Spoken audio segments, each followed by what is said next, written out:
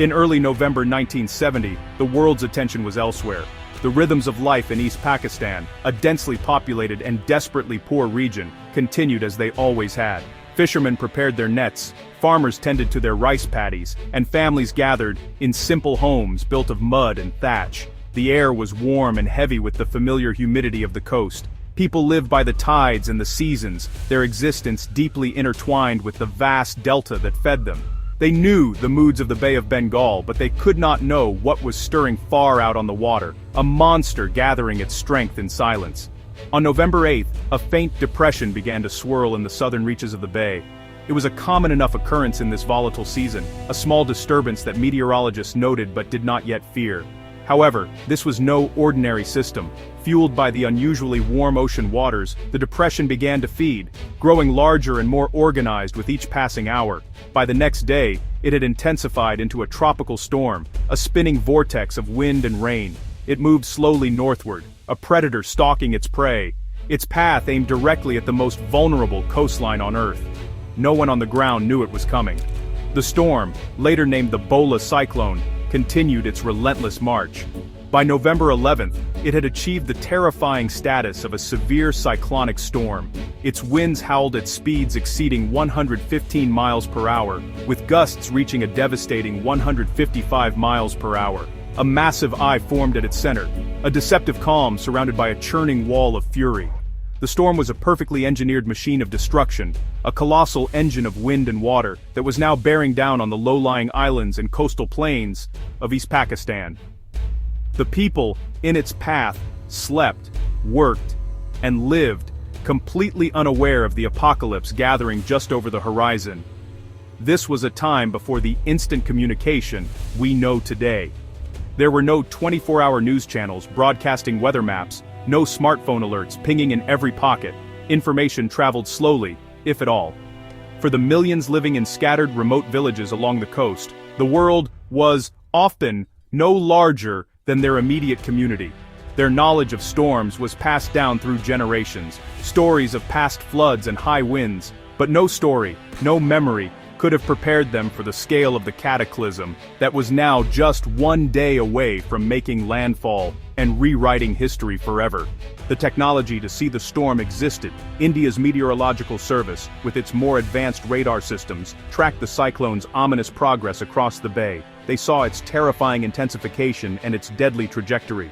Yet, this crucial information never reached the people who needed it most. The political climate between India and Pakistan was thick with mistrust, poisoned by the legacy of two wars. The governments were not allies, they were rivals. In this atmosphere of hostility, a simple, life-saving exchange of data became a casualty of international friction.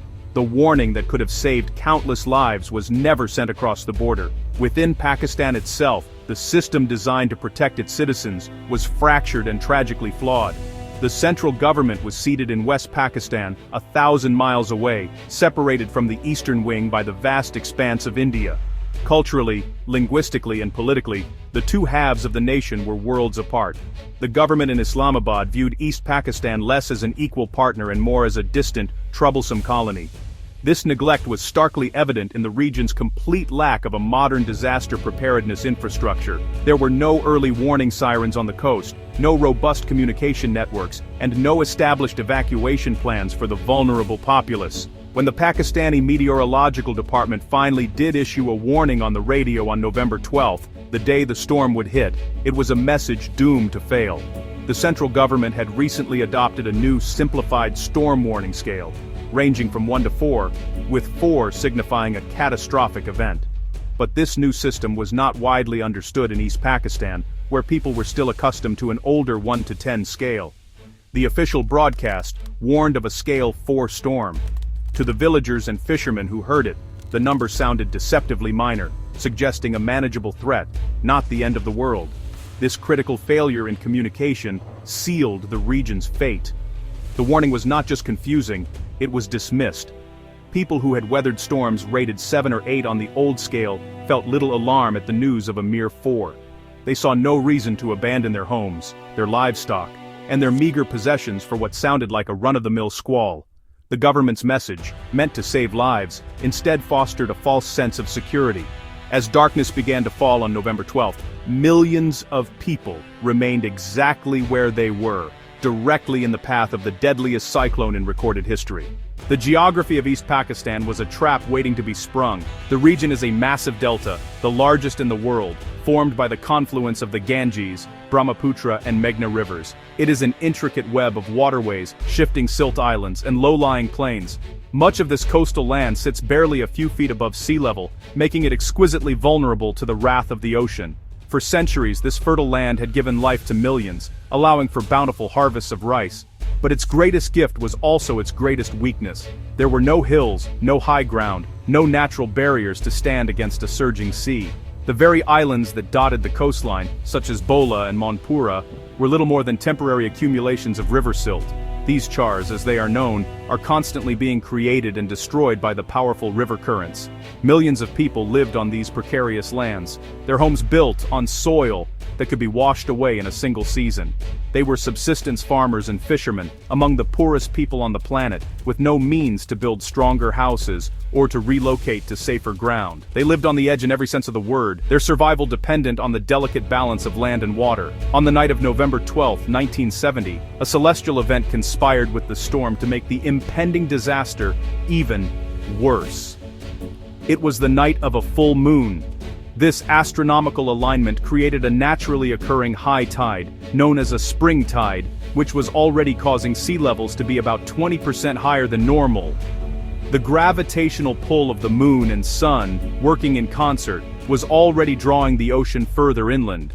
This higher baseline meant that any storm surge generated by the cyclone would be amplified, transforming it from a dangerous flood into an unstoppable tsunami of water.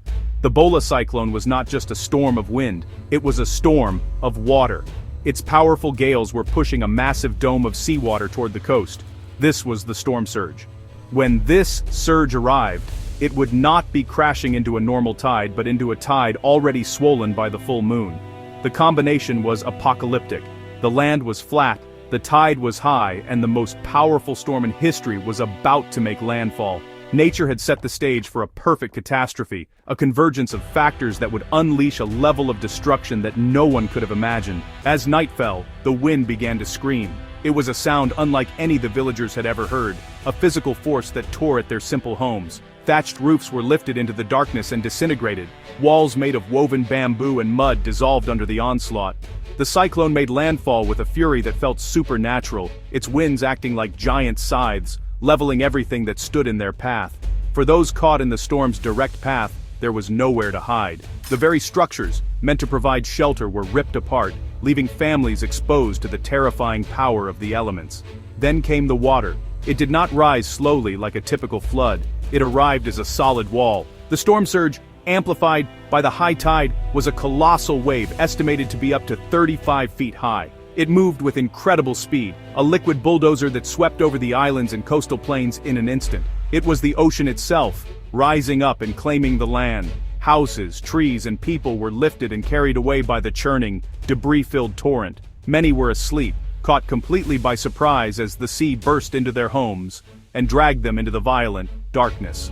Survival became a desperate, primal instinct. People clung to anything that might float. Pieces of their shattered homes, uprooted trees, or the carcasses of their drowned livestock. Families were torn apart in seconds, the hands of parents ripped from their children by the force of the current. The luckiest ones were those who managed to find a sturdy tree and climb its branches, holding on for hours against the raging wind and rising water. From these precarious perches, they could only watch in horror as their world was washed away, listening to the cries of their neighbors fade into the roar of the storm. When morning came, the wind had subsided, but the devastation it left behind was absolute. The landscape was unrecognizable, transformed into a vast muddy sea littered with the debris of a vanished world. Entire villages had been erased from the map without a trace. The survivors who had clung to trees and rooftops looked out upon a silent, watery graveyard. The official death toll would eventually be estimated between 300,000 and 500,000 people. On that single, horrific night, the Bola cyclone had become the deadliest storm in recorded human history, a tragedy of unimaginable proportions. In the immediate aftermath, the survivors faced a new kind of hell. The land was submerged in salt water, contaminating wells and destroying any remaining food supplies. The bodies of the dead, both human and animal, floated in the stagnant water, creating a grotesque and toxic soup that threatened to spread diseases like cholera. There was no clean water to drink, no food to eat, and no medicine for the injured. People who had survived the storm's fury now faced the slow, agonizing prospect of starvation and sickness. The international community was stunned, but help was slow to mobilize. The response from Pakistan's central government in Islamabad was not just slow, it was criminally negligent. For days after the cyclone hit, the ruling military junta, led by General Yahya Khan, seemed indifferent to the scale of the suffering. While hundreds of thousands were dead or dying, the government downplayed the severity of the disaster. The first official relief flights did not arrive for several days, and when they did, the efforts were disorganized, insufficient, and utterly overwhelmed by the magnitude of the crisis.